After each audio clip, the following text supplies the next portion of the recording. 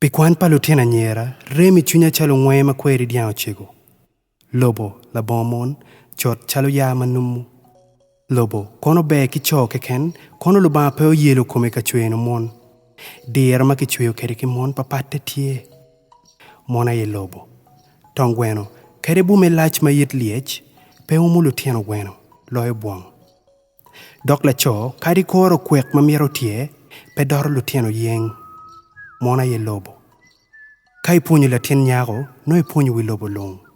Liedi, kari dong bit romene, pe ton yat.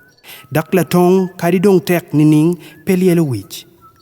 Wan wen watiki tija tia. Kade nyaga, unyo wubi. Kwan lobo keto chwin. Dong, ka pe penyo pe beru la cho, che gwake bulldog mon. Peni ka kinywele kare pero, no in la pero. Unyo ka kinywele kare chan, no in la chan.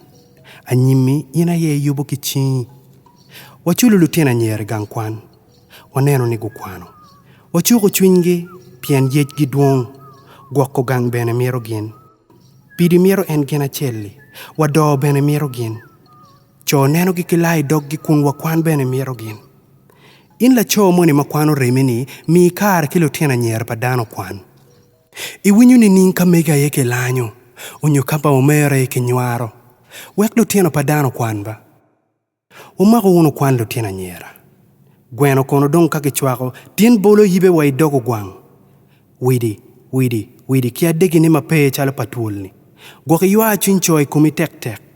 Tono kore mapuro nyoro chalo wiyo bwoli, bi yuano yere mori kila kala kidi. Pingo pe makwan wek diri maje kony lobo. Kumi ka ilo tutwal, bitingu yere lok. Yenyo tich kono kit mayot kere kai beru nyako mokwano. Cho adi matika puu ki digiri di ngegi.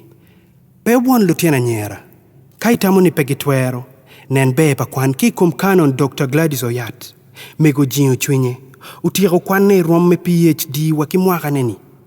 Mama tono ngura tona kaworo. Wacho penywaro. Chung ni kingi lo ada ka wajo. Ada pe poro ki doge. Mego pe jenge kum gin madie. Mona ye lobo ya. Ochulu won lutiena nyera gang kwan. Nyom kombeti, wele mete lupe ke ruam kwani. Kapudi biebo ni mai chulo ni chulo riake pachoge. Ko inen gin mo bi mako ching nyeri. Wot pangati mo bi po di kalli chalo nyako.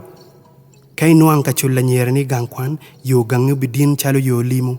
Anga ko miero gaero ngin na pengio pokorach ki be. Wachulo unu lutiena nyeri gangkwan, wekla chen gunyu aliwali kwa imariak pia nyima be pelobua. Apoyo. Man Lord Pauchaya, Robert Chris.